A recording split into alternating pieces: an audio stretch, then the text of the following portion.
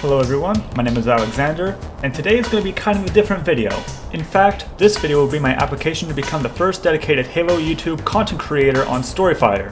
Storyfire has a lot of untapped market, and I think that Blambyte could really fill the gaming market on Storyfire with entertaining and educational Halo content. Do bear in mind, if you were to look at my Blambyte YouTube channel, you would see a lot of gameplay. We do not intend or plan on doing that on Storyfire as it would be deemed cheap and easy to produce. What you are seeing here is the timeline of the video that you are watching.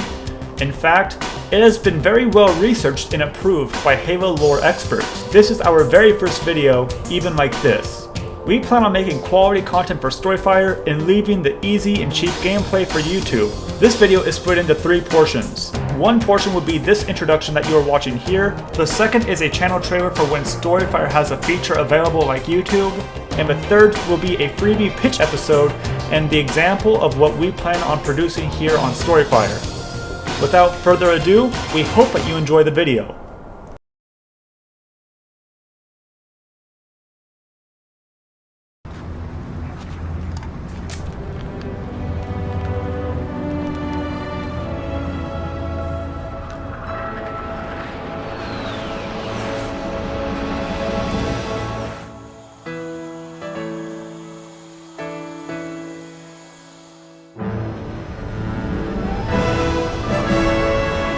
Going in. Get tactical, Marines! Johnson, sound off. Tread the path. I shall become a god. Cortana, what exactly am I looking at? That? Another Halo. Sir, permission to leave the station. For what purpose, Master Chief? Give the Covenant back their bomb. You know me. When I make a promise. You keep it. I do know how to pick 'em.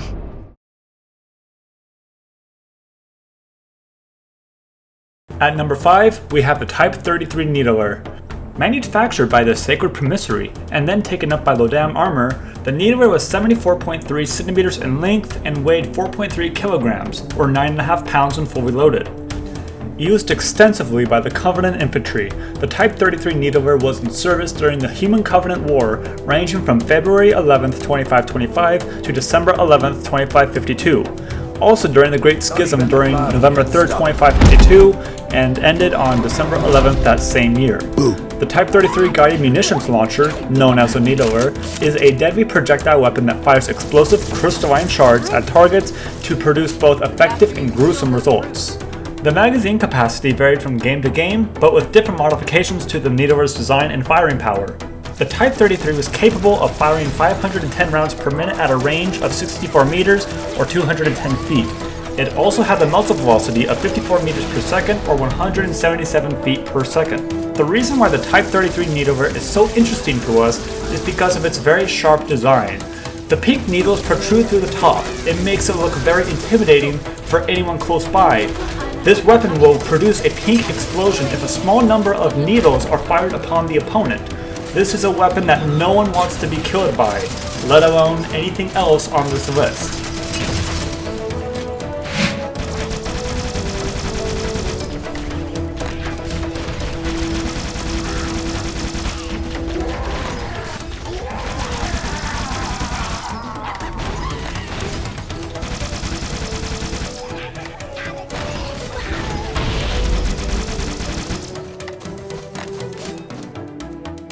Now we are at number 4. We have the Z-180 Scattershot. The Z-180 Close Engagement Rifle, or the Asymmetric Engagement Mitigator, also simply known as Scattershot, is a Forerunner energy weapon similar in use to the human shotgun that was originally built by Builder security forces to defend themselves against a flood during the large-scale evacuations of Forerunner planets. The Scattershot is 115.5 centimeters in length and is capable of a rate of fire of 108 rounds per minute. As a weapon designed by the Forerunners to specifically combat the flood, the Scattershot will disintegrate targets if close enough to the projectiles if they reach a target. At the same time, it will prevent the flood from reusing corpses of the dead. Used as a close-range defense weapon near the end of the Forerunner Flood War and during the post-Covenant War conflict, The scatter shot is an extremely dangerous weapon in close quarters combat and fires multiple ionized particles in a spray-like pattern. These projectiles are also capable of ricocheting off of surfaces, making the weapon even more unpredictable in closed spaces. Why this gun is so unique to us is because of its sheer design. When the scatter shot is shot, you can see the bright neon orange particles hit the target and see the physical impact. You do not see this too much in human weapons or even Covenant. This weapon is surely dangerous, and that's why it's so unique to us. Once you see the enemy, it won't be there again.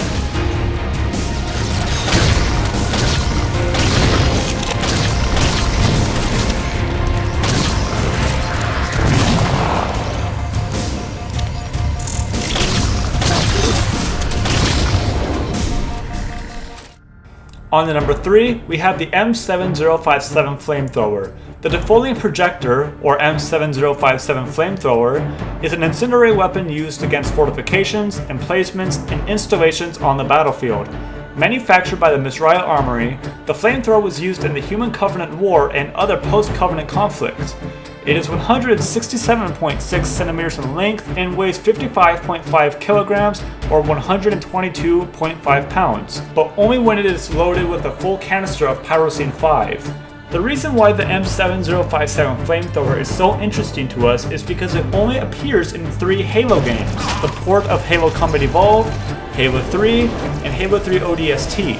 It is not too often where we see the flamethrower in Halo games, and it still has yet to make an appearance in future installments. The weapon is also very effective against the Flood, but it can be very dangerous when they charge right at you. The design of the flamethrower is also very interesting to us because it has a very unique shark paint on it. Seeing a weapon like this is definitely intimidating, especially knowing when it shoots out flame.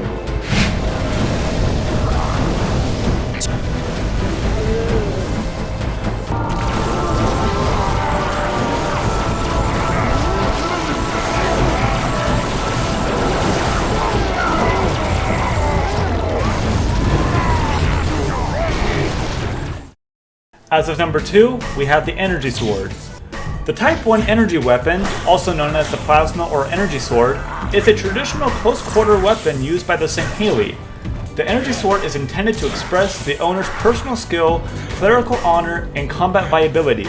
The Energy Sword is also a signature weapon of the Singhili and has been a chief weapon of notability since its creation during one's Ages of Discovery.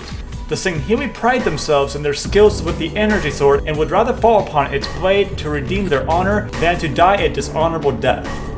The Energy Sword is a handheld melee weapon manufactured by Assembly Forges, Merchants of Quikost, and Madama Keep. It was used in the Human Covenant War, the Great Schism, and post-Covenant War conflicts, and during the Bloody Years. The Energy Sword is 126.8 centimeters in length and weighs 2.6 kilograms or 5.2 pounds. Why this weapon is so unique to us is because of its iconic sound, design, and functionality. It is easily recognizable from a distance, and it will slice in one kill. The weapon will send enemies running in fear or fighting for their life. The weapon was featured in many Halo games, and it went through many redesigns but kept its iconic symbol and functionality.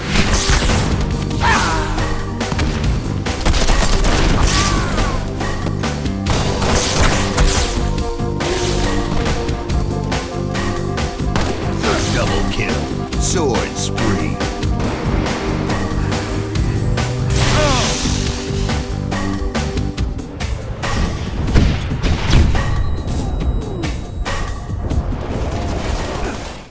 Before we reveal our number 1 choice for the most interesting weapon on this list, we want to share a few honorable mentions. At honorable mention number 3, we have the Humbler Stun Device. The Humbler Stun Device, often simply called a shock stick, is a purple or blue colored non-lethal electrical baton used by the UNSC Marine Corps or law enforcement agencies. It is primarily designed to motivate compliance and or subdue an individual in a temporarily painful way that has no long-lasting or permanent effects. The shock stick is also capable of temporarily shorting out a victim's nervous system. When the Spartan 2 program candidates first arrived on Planet Reach in 2517, the batons were frequently used by Chief Petty Officer Mendez and other soldiers in charge of supervising the candidates to gain cooperation. Later on, the devices were no longer needed as the candidates became used to their sting and training. The device was never featured in a Halo game, but it was featured in various Halo graphic novels and books. On to honorable mention number 2, we have the M7 SMG. The M7 caseless submachine gun, also known just simply as the SMG, is a weapon designed for self-defense and is commonly used by infantry, special forces, and vehicle crews within the UNSC armed forces. Manufactured by the Misraya Armory, the SMG is 62.7 centimeters in length with the stock extended, and it weighs 2.88 kilograms or simply 6.36 pounds when fully loaded. The SMG was originally issued to vehicle crews as emergency defense weapons, but the weapon became widely used during the insurrection and was favored by paramilitary police and UNSC special forces. Wake up, Buttercup. Relax, rookie. He don't mean nothing. Besides, now's one of those times. Pays to be the strong, silent type. While the UNSC began trialing for the replacement weapon, the M7 SMG remains the current submachine gun model used by the UNSC following the Human Covenant War. What makes this weapon so unique to us is that the M7 SMG also has a suppressed variant of the weapon, the M7S SMG, which is often used by special operations personnel. Much like the M6 handgun, the M7 is a very unique and flexible weapon that can have various attachments equipped to the gun, such as a suppressor and an integrated flashlight and a reflex sight.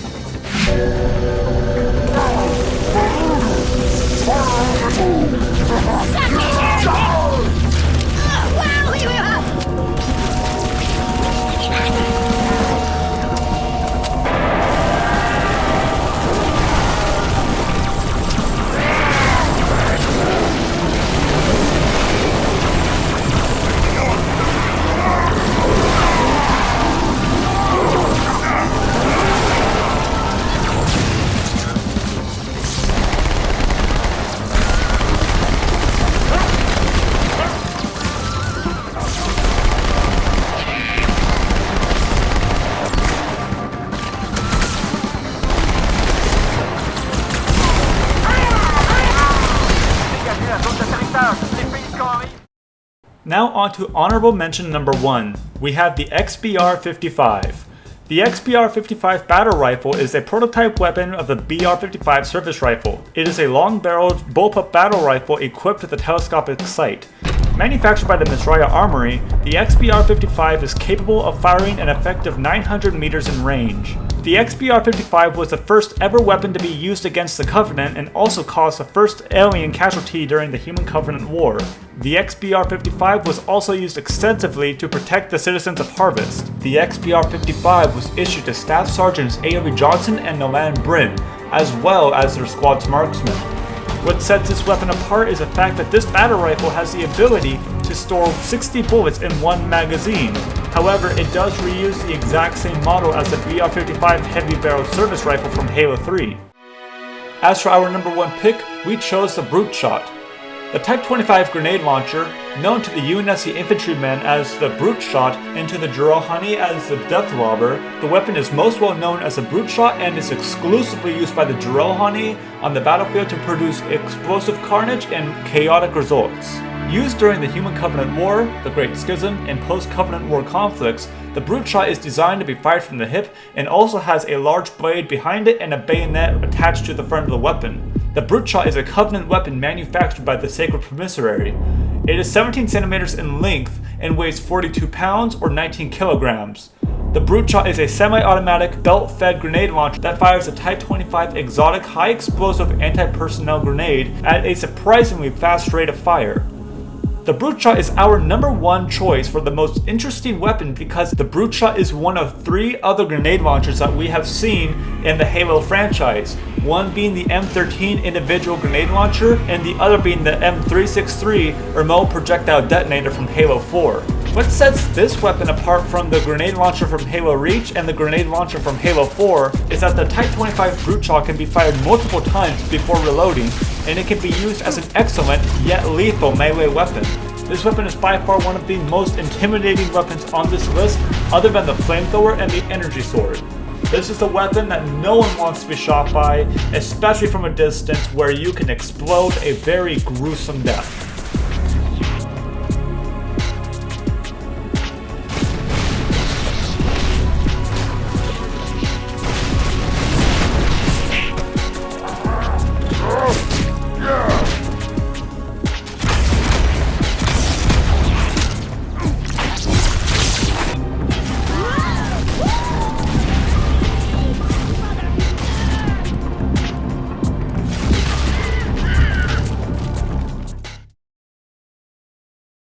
I would like to thank you all for watching this video. We hope that it was informative and unique. What else we plan on doing on Storyfire is providing more content such as this genre of episodes, as well as entertainments, skits, machinima, discussion videos, lore videos, and more. I would love to thank my teammate, Cinema Bane, for writing this script for me. It really cut my production time nearly in half. I would also like to thank various users in the Storyfire communities such as Double Pulse, Devin, Slick, Survival Myths, News Stories, Reverse Josh, and other users in both the Storyfire and Blambyte and Halo communities. If you like what you see here, please consider allowing us to continue making these kinds of videos on Storyfire. As I said in the introduction, there is a lot of untapped market on Storyfire. I administrate both r/McJuggernuggets and r/Storyfire on Reddit. I see a lot of people asking for more interesting content. Because people have stated that they would like to see more gaming content on Storyfire, we here at Blambyte in the Halo community would really love to fill the niche that needs to be filled on Storyfire. Not only do we plan on creating comedic Halo skits, educational Halo lore videos, and so forth, we also want to create Halo stories on Storyfire as well. We also want to tell our community on Blambyte to come join Storyfire and also get other Halo content creators onto Storyfire as well. We think that it would really benefit Storyfire, it would be a win-win for both us, other content creators, and Storyfire, and we would love to have everyone follow suit. Thank you all for watching, and we really hope that we get accepted so we can follow this line of content creation on Storyfire.